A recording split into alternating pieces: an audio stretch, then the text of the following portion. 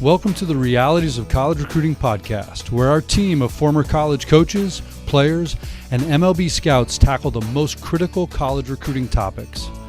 With guests including college coaches, MLB pro scouts, and industry insiders, we will empower you with the tips and strategies needed to gain an advantage in your college recruiting process.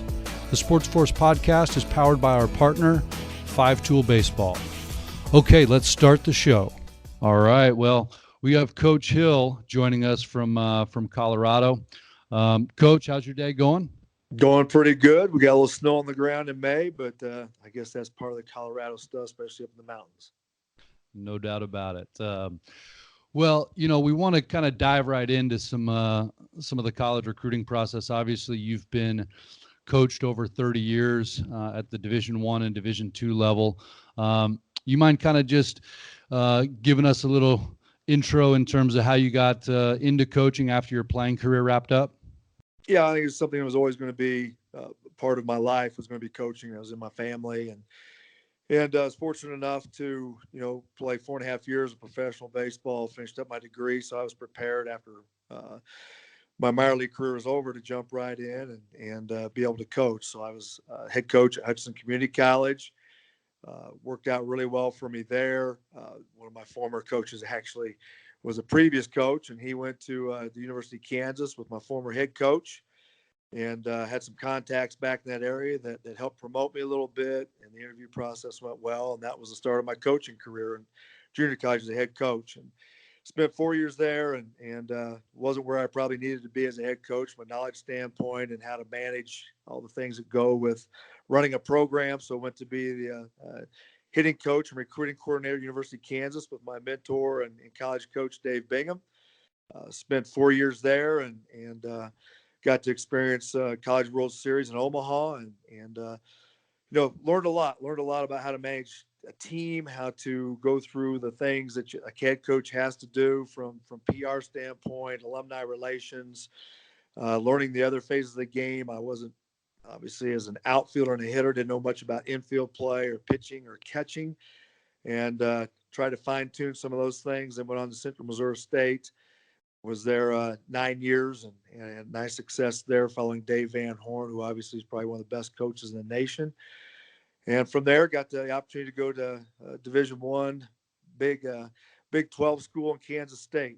Had an opening in 2004 and jumped in there and spent 15 years at Kansas State, and kind of took a program that was on some hard times and finished up one game away from Omaha in 2013 in a Big 12 championship, and then finished up my career there just this last June. Awesome. Well, you're in some select company. Not many college coaches have been a head coach for that long at that many at two different levels like you have. So would love to kind of dive in on just, your experience as a former head coach, also as a recruiting coordinator. What were some of the, the challenges that you had, on trying to, see a bunch of the players, have your staff kind of evaluate players, and really get the right kids into your program? I think the biggest challenge is more kids that you just can't get your eyes on. There's tournaments and local places you're trying to see, and then you start going national and regional, and there's just more kids than what you're able to go see as a coach, and you're always fearful that you're missing somebody. And particularly local, you never want to miss anybody local or in your region. And so you're really busting your tail trying to get everywhere that you can be, but it's impossible. You just cannot see everybody that's out there on a list, and you miss a lot of kids. Absolutely. And we've talked about kind of the recruiting timeline. In your experience, what have you seen in terms of how early, some of your colleagues would get, starting to see players and scout players, at some of the top Division I schools? Well, that's really changed through the years. Obviously, when I was first coming up, that you went to see them the summer prior to their senior year and try to see them 4 or 5 times and make decisions prior to their senior year. And now Particularly you start talking about the perfect game. You start talking about going to Atlanta, and there's nobody there for the juniors, or very few are there for the juniors. Everybody's camped out watching the freshmen and sophomores, and so they're 3 to 4 years out now, and everybody's trying to get ahead and see and try to make projections on who they think are going to be, whether it's Power Five or whether it's just a Division One type prospect. Everyone's trying to make those decisions, as freshmen in high school, and that's very difficult to sometimes make those projections. Kids have a lot of changes that take place during 2 or 3 years prior to that junior year for sure. But that's how it's changed. It's gone from really trying to see kids prior to their senior year to now seeing them pretty much prior to their sophomore year. Yeah, absolutely. So obviously recruiting multiple classes concurrently is a huge challenge. Um, Give us an idea. Let's say you were at K-State and you were recruiting, let's say the class of sophomores, which right now is, 2021s.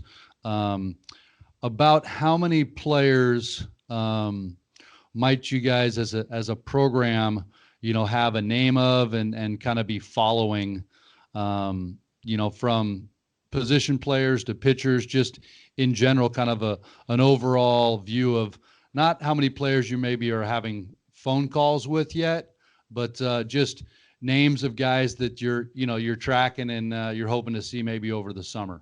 Sure, I think it could almost be a 10 per position, to be honest with you. If you're looking for a catcher, you may have 10 catchers that you're corresponding with through, whether email or whatever it might be, that you Yep. can do that with. So you're talking, if it's 10 catchers, and it might be 15 shortstops, and if you're looking for an outfielder, you're probably talking about 10 or 12 there. So you start adding that up, and again, depending on what your list is going to be, but you're always going to recruit from that earliest stage because you don't know what your roster is going to do that far out.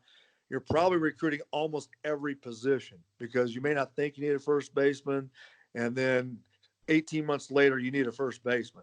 So you have everybody on your list. So if you have anywhere from 8 to 12 to 15 kids per position, you do the math. It's a lot of kids.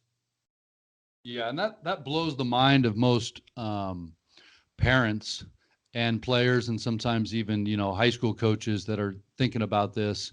Is just your son might be getting some personal interest from a college coach, whether that's they're requesting your son to give them a phone call, or they're at a point where they can do text messaging or direct messaging, or um, and how many other players they might be concurrently doing the exact same thing with.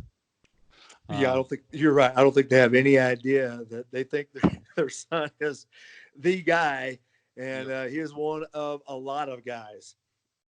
Exactly. So, just kind of knowing what you're getting into is a huge deal for these players and parents and families going through it. Um, Kind of with that said, talking about that recruiting, that funnel. Um, Now, you also had the experience of recruiting, players all the way into, the senior year and being able to make decisions, sometimes really late. Why don't you talk a little bit about that, and maybe, obviously it's more stressful the later it gets, as a family and as a player going through it, but why don't you share a little bit of, I guess, how late it can go for certain schools? Yeah, quite honestly, you could pick up a really nice scholarship in June, maybe even July with the draft. I mean, you could pick up a really nice scholarship after your senior year.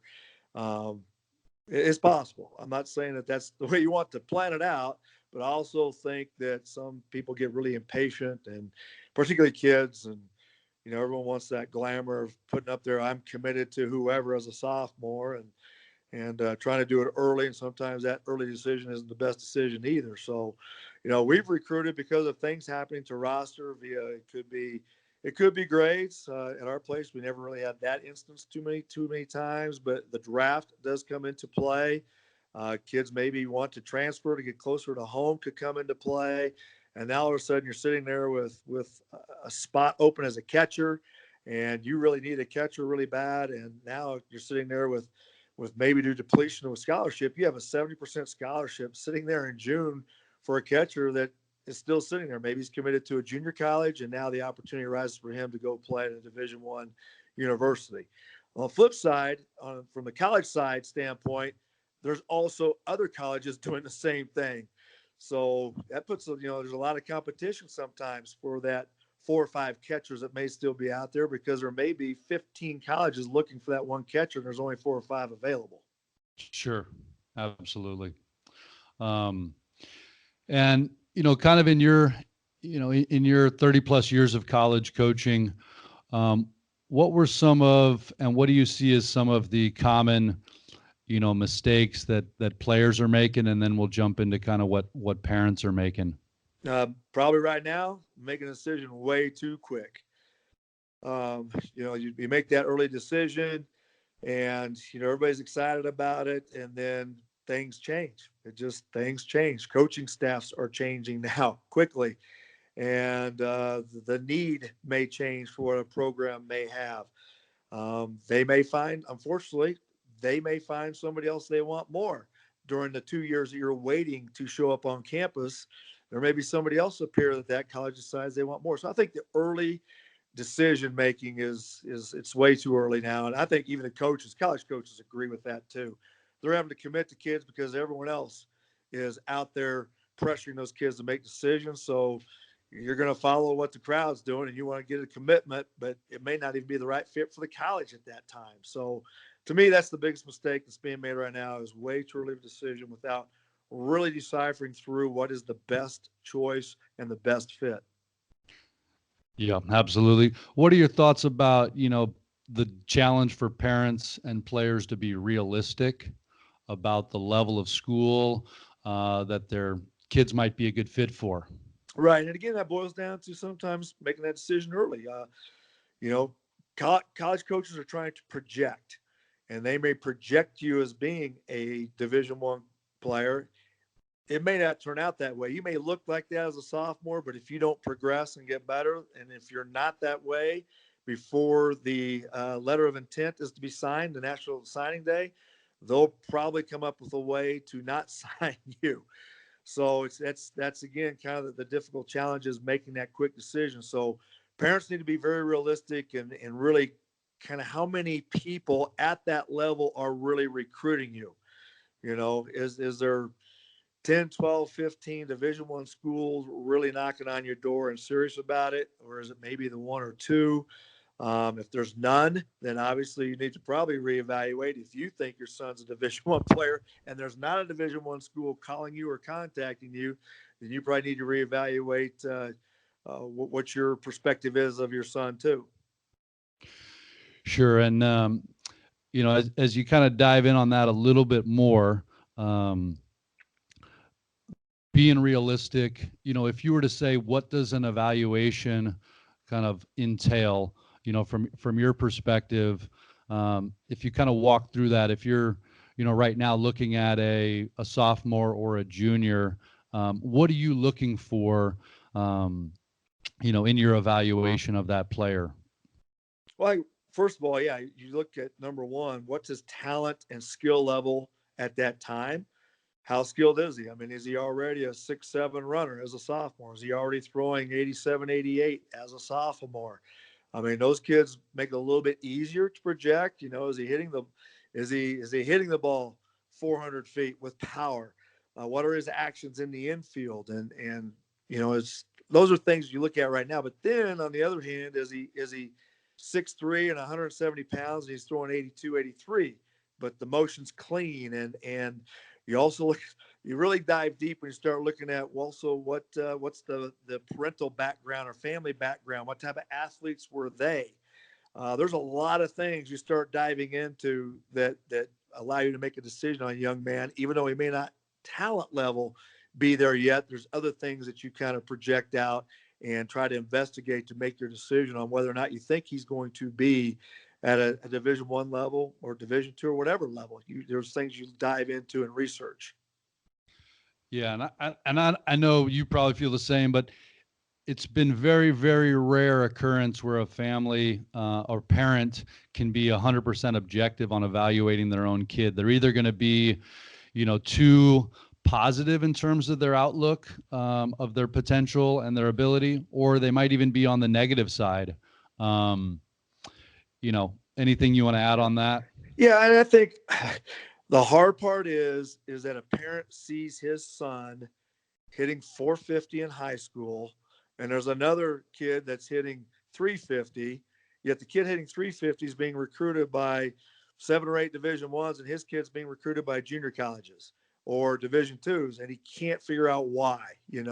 Statistics don't mean a darn thing. They don't mean anything. You go evaluate, you see, So the statistics in high school don't mean a thing. Unfortunately, parents think they do. They compare them to other kids, and sometimes they think their son is better than another young man that's being recruited out there. But again, I think the numbers will kind of justify that a lot of times. If the other young man is being recruited by 8 or 10 schools and your son's not, that that should be a reality check. Yeah. Yeah, I think another reality check is that right now, that September 1 of the junior year, if you're not receiving personal phone calls, you're not receiving, text messages, then you're not getting recruited flat out. Oh, no question. Yeah, I mean it's we know we're on the phone. It is almost 24/7 that all 3 coaches are going to be on the phone almost, touching base with the kids that they have the most interest in at that time. Yeah, and let me ask you, the talking about that evaluation even more academically. Um, Kansas State was an easier school to get into than some other high academic schools. But how did that? How did you, when you're looking at 2 kids that have very similar ability on paper, and one of them's got a 3.5, one of them's got a 3.0? What were your thoughts when you looked at a player when you're going head to head academically as well? Right. I mean, and academics comes into play a lot because, again, with limited scholarships, then the academic scholarship could come into play. Now, all of a sudden, you've just, instead of 11.7, now all of a sudden you've added maybe a guy on an academic scholarship that's not going to count against your 11.7. So, again, a place like Kansas State or other places, but we had, you knew right away if a kid was going to be a 3.5 and had a 22 ACT, he's going to get a nice little academic scholarship. And if jumped up to 25, he got a great academic scholarship. So, and if you look at 2 kids, then all of a sudden, if you're competing with other schools and you can offer, you have 30% baseball sitting there, and there's 2 kids, and one kid has a 3.5, and he's going to get 8 or 10 grand in academics, and the other kid is not. You're probably wiser to go for the kid you can stack and give a bigger scholarship to, because your chances of maybe getting him to commit are going to be a lot greater. So I think that's a big part of it. Is, again, on the academic side, one, can you give some academic money to either preserve your 11.7 or to go get a kid, give him a really good scholarship, and maybe beat out another school or two that are not doing that. But number two is also, you see the higher GPA, then maybe the discipline in the classroom is probably a little bit better. You feel a bit better that you don't have to keep your thumb on him, monitor him as much, because he already has again, some accountability, what he's going to do in the classroom, some self-discipline to be able to turn off the TV at night and go get some studies done. So you don't have to worry as much about those kids as well either. 100%. And, we talked about signing early or just feeling the pressure to make that decision early is a common mistake. The being realistic or often unrealistic. What about the mistake, in terms of families or parents, players just feeling the pressure to try to go to as many different showcases and camps as possible? Yeah, and again, that's why I think having some type of a plan in place of where you might want to go, what level do you want to play at, the showcases, are there a number of different levels of schools represented from NEI to Division III, Division II, junior colleges? Is there a number again, levels being represented, or is it just basically one school that's going to be there? Again, you start trying to make a number of plans, whether it's travel, the cost to attend the showcase, the dollars can really start adding up. So I think you need to have, again, a plan in place, be realistic again on where you see yourself, what level you could be playing at. And then number two is this, does the showcase provide a lot of eyes that are going to be on you in terms of different levels, so you can again be represented in front of different schools at different levels, which also gives you a better chance to be evaluated and maybe a better chance to attract the interest of somebody. Sure. And also, the players, are they ready to be exposed and have that exposure opportunity?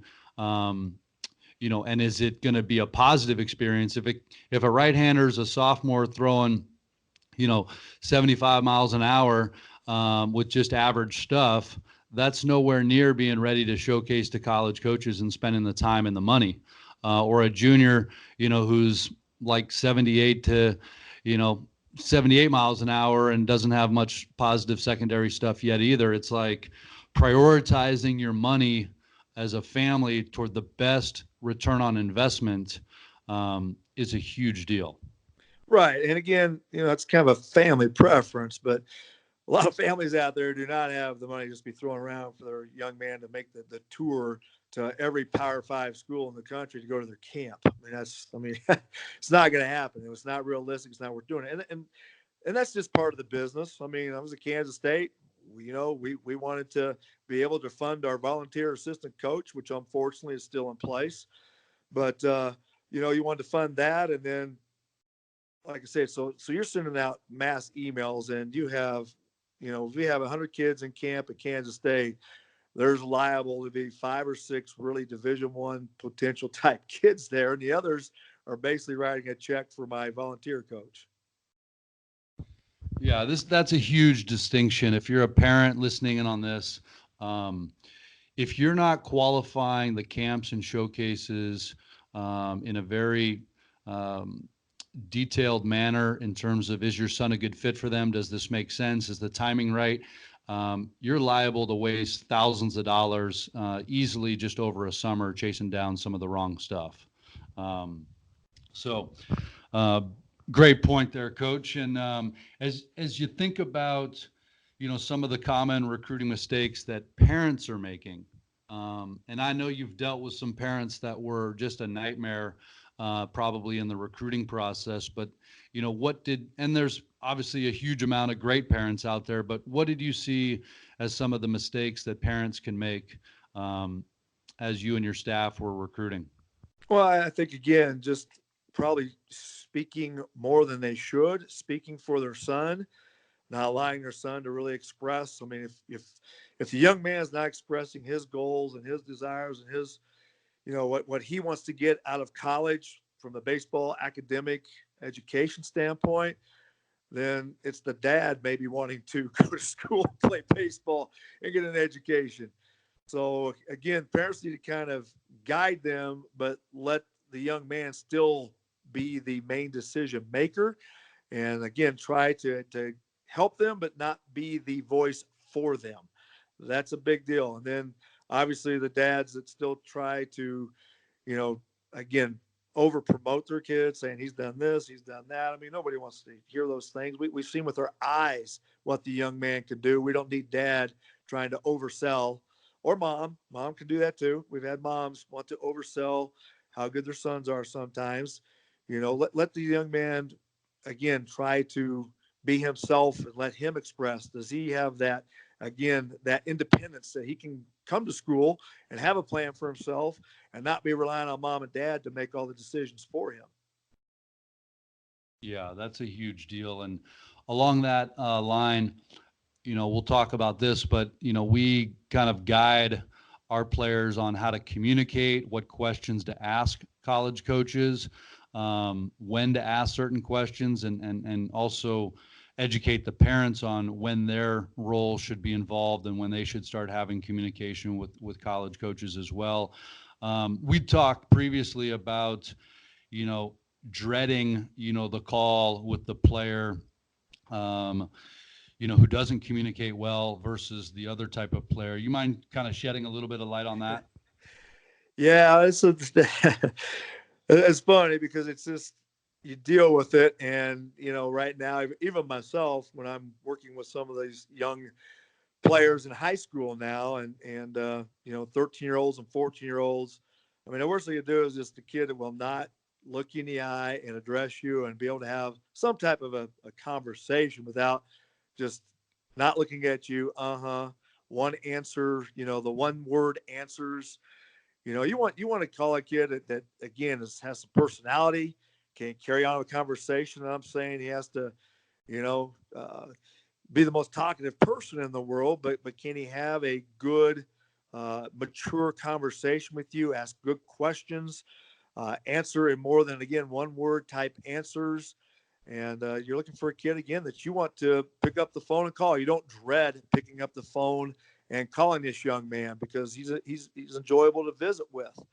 And so I think that's the big thing for kids. Just be able to express yourself, ask some questions, be able to give more than the one word answer, and ask the coach questions. Be able to engage with the coach.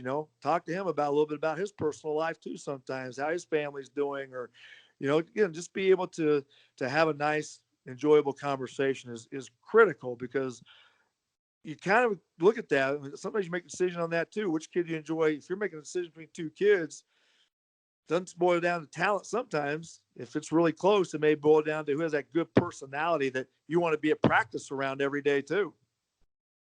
Absolutely. I mean, coaches are making decisions based on chemistry, relationships. Are they going to fit the team culture? All those type of things are a big deal. Um, so 100% there. And as you think about, making those decisions, what percentage, if you were to guess, your staff, let's say, is having phone conversations with 50 to 75 players that are juniors and or sophomores or more. I'm just curious in your experience, what percentage of players really were kind of charismatic and had great personality over the phone that were enjoyable for you or your staff to be able to talk to? Well, I think again at first it might be 50%, but again, as you start paring your names down, that's going to shrink down a little bit. Or it's actually the percentage is going to go up because you're eliminating the guys that you don't want to call and have conversations with. You can't take them off your list sometimes. I mean, it better be, man, I mean, it has to be a great player. Seems like it's going to fit everything but maybe the personality. But personality does come into play big time. So, again, as you pare down your list, that number will go up because you will only call the guys you have enjoyable Sure. conversations with. Yeah, that makes total sense. Um, and in terms of families going through this, the recruiting process, often for the first time, I guess in your opinion and your experience, you know, why do you think families can benefit from getting, some guidance with someone who's got, like the track record or experience that you have? Well, I think again because I've seen, I've experienced just the good and the bad, and I've experienced it for 30 years about wrong decisions, good decisions. But I also think that we've had kids commit to where I've been that had no idea who we were, didn't know who Kansas State was, didn't know anything about our facility, didn't know anything about our school.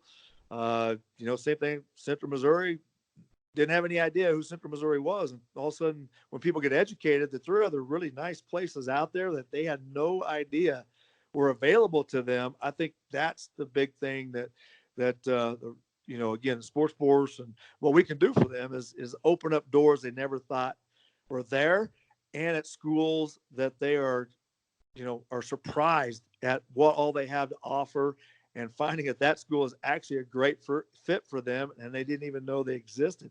I didn't know when I was going. I didn't know there was any schools outside of Kansas when I was coming out. So I would have loved to have known about schools in Texas or Nebraska or anywhere besides just Kansas, but that's all I knew. Yeah, opening opening their minds to the possibilities is a huge deal. I mean, you got just thinking about college baseball.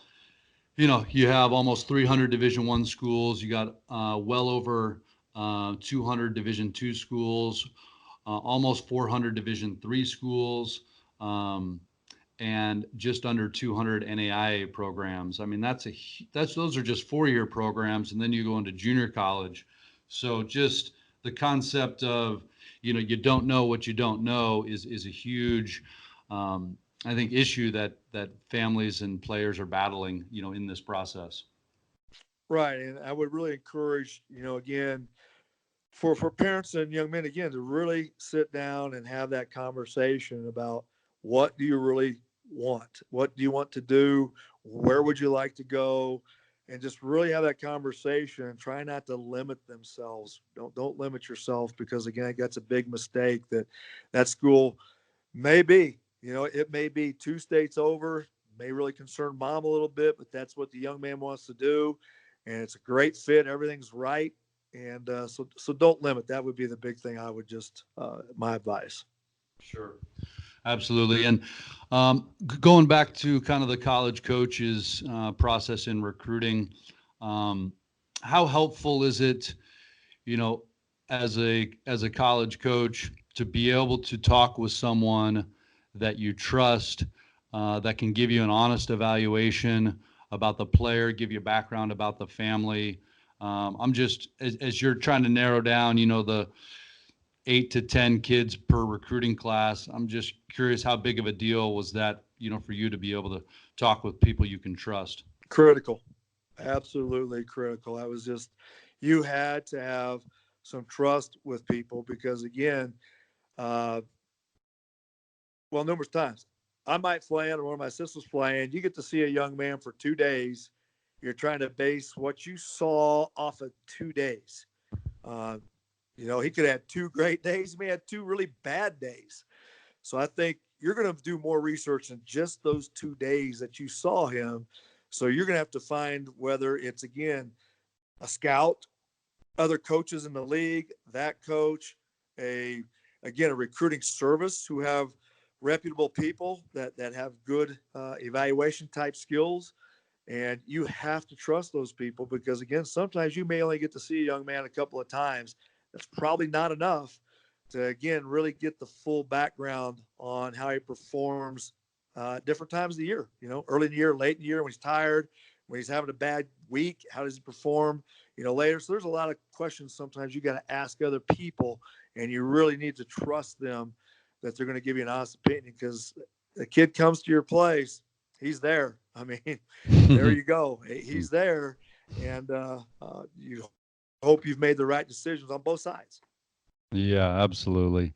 And in the next conversation, we'll talk about some of the other things like, the pitfalls of being over recruited or scholarships being pulled, some of the other, some of the dark side of recruiting. But, with that said, I'm curious, you transitioned out of being a head coach at Kansas State, could have got involved with a number of different opportunities. I'm curious, why, you got involved with us at SportsForce, and what it is and why you're passionate about it. Right. Well, I think, first of all, I knew I wanted to do something more to help kids, because college baseball and that education, when you're able to combine those two, there's nothing like it. Just a wonderful experience for me, what it provided me, being able to play baseball, and relationships and memories and friendships. And then obviously the ultimate thing is to get that education that's provided now for me, so many opportunities in the coaching field by having an education. But I knew I wanted to help kids, but doing it by myself was really difficult, because I'm not real good at all the skills that are out there right now, particularly from video, that so many coaches are relying upon now to maybe spark an interest in a young man, to see good video of somebody, or again, to get an evaluation from somebody that's reputable on a young man that they think could play maybe at a certain level. So again, I was kind of at the crossroads of what I want to do. I want to help kids. And then obviously with SportsForce, knowing you from my time at Kansas State, and knowing what you all are about, knowing that again, I think the personalized approach that you all have, that really get to know the young man and the parents and get to walk with them through this process, more step by step.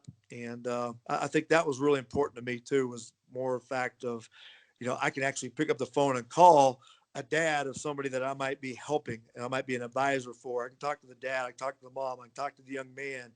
And there's just more of a personalized approach there, as opposed to just, maybe sign them up and they never hear from you again. I didn't want to be involved in that because I wanted to really be a part of helping them make that right decision. Sure, and often being able to see the player play in person, you know, is another big factor as well. And you think about how big of a decision, college is for a family. I mean, it's arguably the largest single investment that parents are going to make in their kids is what school that they choose, and where they go. And for it to be the best all-around fit, avoid potential, transfer issues or other pitfalls that can happen, I know is a huge part of this process. And let me just wrap it up with the final question. In your experience, how big of an impact does it make, for a young man, to be able to have and play college baseball and have that experience, after, college is done? I'm just curious, how do you see it impacting the lives of these young men? Sure. I think, again, first of all, just being a part of a team in general is about life. The things you have to do with the discipline, the accountability. Those are all things that I've had young men come back to me and say, "Hey, coach, man, I really appreciate, the early mornings that we got up and the work ethic you taught, because that has helped me blow past some people in my profession because they don't have the work ethic that you helped me establish at Kansas State." And I think that's what it can do for kids, again, with the things that you learn, with again, the work ethic, self-discipline, camaraderie, being able to get along with other people, chemistry, relationships. Those things are going to be with you for a lifetime. And you take that away from you after college, then they can really, again, benefit you. And as obviously you have a family, that experience can really benefit you and help you have a more positive, obviously a positive outlook and the experience as you go through life. Yeah, and I think parents, at the end of the day, they're like, I want my, kids to be happy. I want my kids to be successful. And I know we tell this to a lot of the families that we talk to, whether we end up, choosing to work with them or not, is that, this is not just about getting, your son recruited. We're really good at that, and we're going to help that happen and kind of maximize the recruiting offers and choices.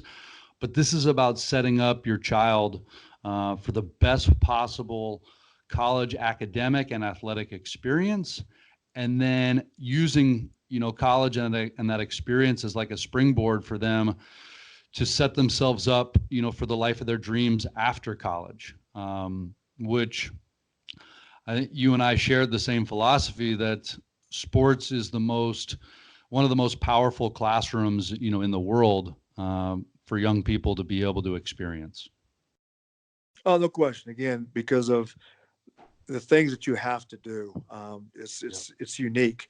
It is really unique, and you're under a microscope, and you're being evaluated daily, not only in the classroom but on the baseball field. And that's the way life is going to be. It's, you're evaluated daily, whether it's by your wife, your child, or your boss, your people you work with. You're always going to be under a microscope and being looked at. And I think that you're in that realm every day in sports and in the classroom when you go to college, and it prepares you for what you're going to have to be involved with after you leave. 100%. And well, we'll wrap it up. And I know, Coach, you are, actively evaluating, different players, not only in Colorado, but the ability outside, and, have the ability to work with a limited number of players each year. I'm curious, where online, obviously there's, you got a bio on our website, but you have your own personal website. What's that? And then also what's your Twitter account as well? Yeah, it's www.coachbradhill.com. And then the Twitter is at Hitmen Club, at the Hitmen Club. So I was always a Don Mattingly fan when I was growing up. So he was the Hitman. So I like to think that that's kind of part of what I'm doing here in Colorado too, is helping young men become better hitters. So I just kind of took that away a little bit.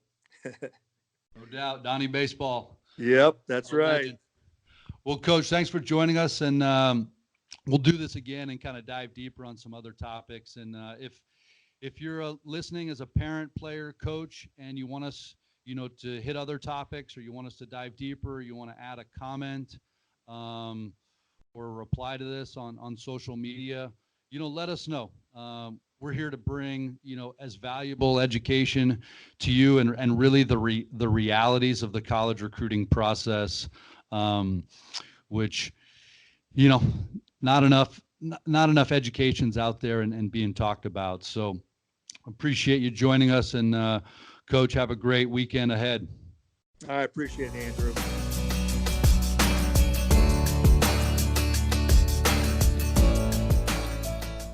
Thanks for being part of the Realities of College Recruiting podcast and our partner 5-Tool Baseball. You can easily subscribe on iTunes and check us out online at SportsForce Baseball for every past episode of our podcast. If you want to ask questions, share insights, and recommend future guests, hit us up on Twitter and Instagram at SportsForceBB and Facebook under SportsForce Baseball. Be sure to join us on our next episode of the Realities of College Recruiting podcast. And remember, your college decision isn't a 4-year one, it's a 40-year one.